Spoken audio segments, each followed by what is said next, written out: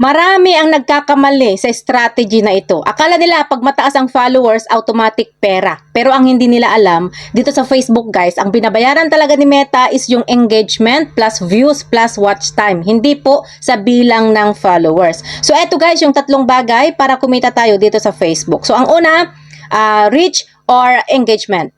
Kapag may isang viral video ka na may 100,000 to 500,000 views na kahit pa mas mababa pa sa 5,000 yung followers mo, mas malaki ang ibabayad sa'yo ni Meta kumpara doon sa 100,000 followers na hanggang 500 lang yung views. Dahil nga, ang binabayaran nga is views, engagement, watch time. Hindi sa dami ng followers. Okay? Dahil nga, kahit pa billion na yung followers mo, kung wala namang nanonood or kung hindi naman sinasuggest ng algorithm yung mga post mo or hindi naman pinapakita ng algorithm yung mga post mo sa wider audience, wala pa rin mangyayari. Wala kang views. Dahil po, hindi lahat ng followers natin ay manonood sa mga videos natin.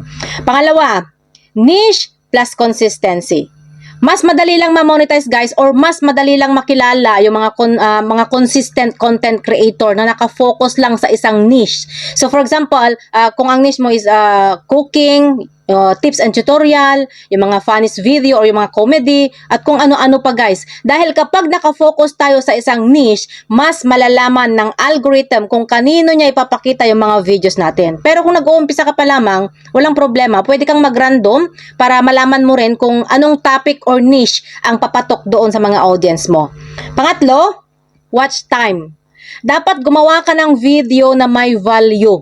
Yung video na alam mong makaka-relate yung mga audience mo sa'yo. At dapat sa umpisa pa lamang, mahook mo na kaagad sila para hindi sila kaagad mag-skip or hindi sila agad umalis doon sa video mo at para tapusin nila panoorin yung video mo hanggang dulo. Dahil kapag mas mahaba yung average watch time, mas malaki din yung papasok na earnings.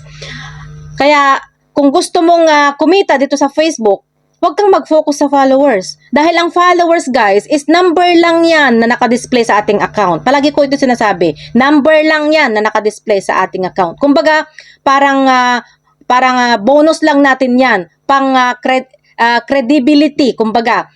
Pero hindi yan ATM, okay? Kaya hindi tayo pwedeng kumita sa followers. Kaya mas maganda pa rin guys kung ang mag-focus tayo doon sa paggawa ng content, yung mga content na may value para siguradong magkakaroon tayo ng kita kapag monetize na tayo.